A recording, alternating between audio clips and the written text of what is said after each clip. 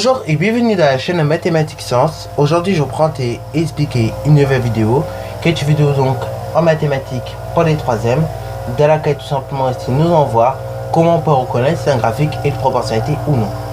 Voilà, donc normalement c'est un rappel par rapport à ce qu'on a déjà fait l'année dernière.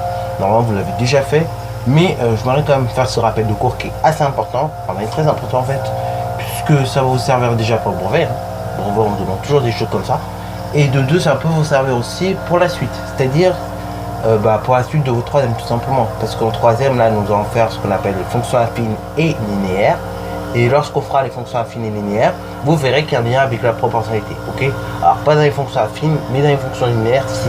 Donc, c'est très important là de comprendre cette vidéo, ok? Et même de comprendre les autres vidéos sur la proportionnalité aussi, hein. Mais c'est très important là de bien comprendre l'aspect graphique aussi. Oui, parce que la proportionnalité, on peut l'avoir de plusieurs aspects, comme je l'ai expliqué dans la première vidéo sur le calcul de quatrième proportionnel. Soit vous avez une situation basique et vous voyez comment les grandeurs elles évoluent. C'est-à-dire si elles évoluent pareil en multipliant ou en divisant par un même nombre, là, vous avez proportionnalité. Je m'explique par un exemple. Si vous achetez 2 boîtes de confiture, 4,10 € et que vous en voulez 2 fois plus, vous allez payer aussi 2 fois plus cher. C'est-à-dire non plus 4,10 € mais 8,20 €. Là, dans ce cas-là, vous avez bien proportionnalité entre le nombre de confitures, voilà, le nombre de boîtes, et son prix. En revanche, deuxième chose, si c'était pas le cas, c'est-à-dire si les grandeurs n'évoluent pas pareil lorsque on multipliait ou divisait par un même nombre, là, il n'y avait pas de proportionnalité. Deuxième chose, deuxième manière de reconnaître la proportionnalité. Dans un tableau. Alors, dans un tableau, vous avez plusieurs manières en fait. Vous avez la manière la plus classique, c'est-à-dire on divisait le nombre du haut par le nombre du bas, ou bien inversement, on divisait le nombre du haut, le nombre du bas par le nombre du haut. Et du coup, on voyait quel résultat ça donnait. Si ça donnait à chaque fois le même résultat, dans ce cas-là, il y avait proportionnalité. En revanche, on pouvait aussi reconnaître la proportionnalité avec les produits en croix, c'est-à-dire on multipliait dans chaque diagonale, on voyait les résultats que ça donnait. Si c'était les mêmes, il y a proportionnalité. Si c'était pas les mêmes, il n'y avait pas de proportionnalité. Ok? Ça donc c'est dans des tableaux de proportionnalité. Et là maintenant, l'aspect que nous allons aborder à présent à partir de cette vidéo, c'est l'aspect graphique. Oui, parce que c'est très important de comprendre aussi comment on peut reconnaître la proportionnalité graphiquement. Et pour cela, je vais vous afficher un graphique de proportionnalité. Donc, graphique de proportionnalité qui montre le nombre de vidéos qui sont faites en fonction du temps. Ok? Donc, on voit que le nombre de vidéos et le temps sont proportionnels. C'est-à-dire, par exemple, en 1h30, on réalise 2 vidéos. Et donc, en 4 fois plus de temps, c'est-à-dire donc en 6 heures, on en réalise 4 fois plus. C'est-à-dire non plus 2 vidéos, mais 8 vidéos. Donc vous voyez bien qu'il y a proportionnalité entre le nombre de vidéos et le temps qu'on en passe, ok? Plus le temps est élevé, plus on a de vidéos, ok? En soi, c'est proportionnel. Donc, du coup, on obtient ce genre de graphique. Mais comment on peut décrire un graphique comme ça? Là, on voit bien qu'en fin de compte, vous avez tous les points qui sont alignés, voilà, et que non seulement la courbe passe par l'origine du repère, ok? Donc, c'est-à-dire, vous avez une courbe qui est droite, mais qui passe non seulement par l'origine du repère, ok?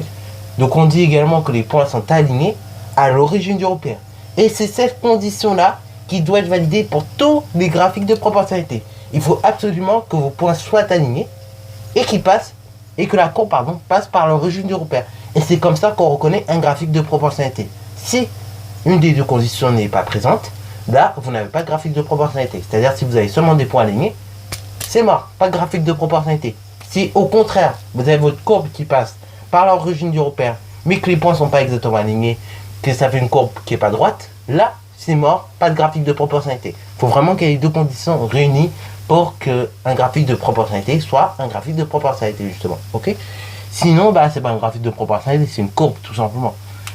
Voilà. Alors, du coup, nous allons réaliser cet exercice pour que vous puissiez comprendre, encore une fois, pourquoi j'insiste, et que vous puissiez reconnaître surtout des graphiques de proportionnalité. Par la suite, on reviendra sur ce genre d'exercice lorsqu'on fera les fonctions, ok? Donc, je vous montrerai, quand on reconnaîtra les fonctions affines ou linéaires graphiquement, là, du coup, on fera un petit lien avec la proportionnalité. Alors, du coup, vous avez 3 graphiques, Le premier graphique là, le second, le troisième. Je vous laisse mettre la vidéo en pause pour que vous puissiez reconnaître chacun de ces graphiques s'ils sont proportionnalité ou pas. Et puis après, on corrige, ok? Voilà. Donc, c'est parti, mon kiki. Alors là, la première courbe, à vue d'œil, elle semble proportionnelle. Pourquoi? Parce qu'on a des points alignés et que, tout simplement, les grandeurs ont l'air proportionnelles entre elles, ok? Alors maintenant on va rentrer un peu plus en détail. Parce que ouais, c'est bien beau de dire wesh, tranquille, la courbe, il y a des points alignés. Ça semble être de la proportionnalité, mais il faut rentrer un peu plus en détail quand même. Ok. Alors souvent, on va pas spécialement vous demander des calculs pour justifier ça, s'il y a proportionnalité ou pas. Souvent, le mieux pour justifier ça, ça va être de, entre guillemets, citer la propriété que je vous ai dite tout à l'heure pour reconnaître un graphique de proportionnalité. Donc, là, on voit bien, les points sont alignés de une. De deux, la courbe, elle est droite et elle passe par l'origine du repère. Le graphique est donc de proportionnalité. Ok. Alors après, si on s'amuse à lire, bah, sur le graphique, bah, chaque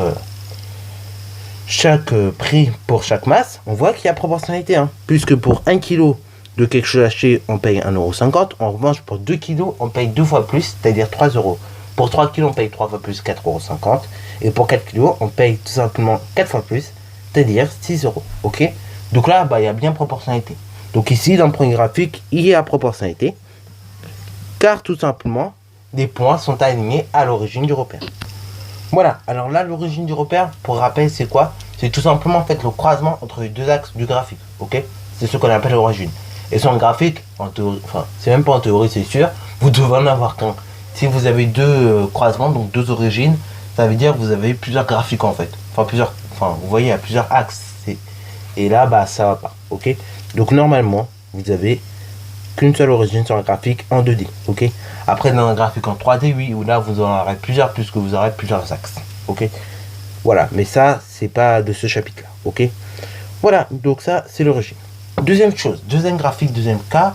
Donc là, est-ce que c'est de la proportionnalité? Bah, à vue d'œil, ça a l'air. Ça a l'air, mais c'est pas de la proportionnalité. Si vous regardez dans le détail, on voit bien que les points sont alignés, que la courbe est droite, mais en revanche, cette courbe ne passe pas par l'origine du repère. C'est bon, c'est fini, la courbe ne passe pas par l'origine du repère. On l'avait prévenu, hein. Les points peuvent être alignés comme ils veulent, mais la courbe ne passe pas par l'origine du repère. Donc, il n'y a pas de proportionnalité. Terminé.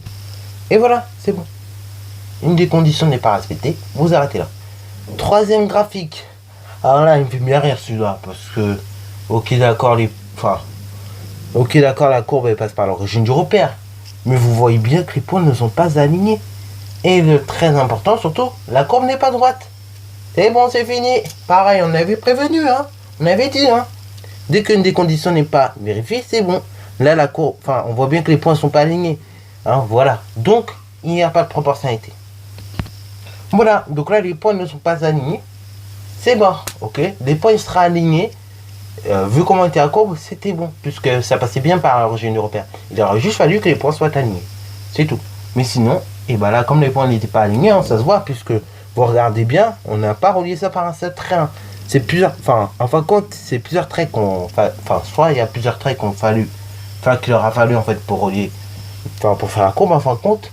Et vous voyez bien que c'est pas droit de toute façon. Ok, ça tourne un peu, vous voyez. C'est un peu courbe. Donc la courbe n'est pas une courbe de proportionnalité. Voilà. Bon bah c'est tout pour cette vidéo. J'espère qu'elle vous aura plu. N'hésitez surtout pas à la liker, commenter et bonne réussite à toi en mathématiques et en sciences.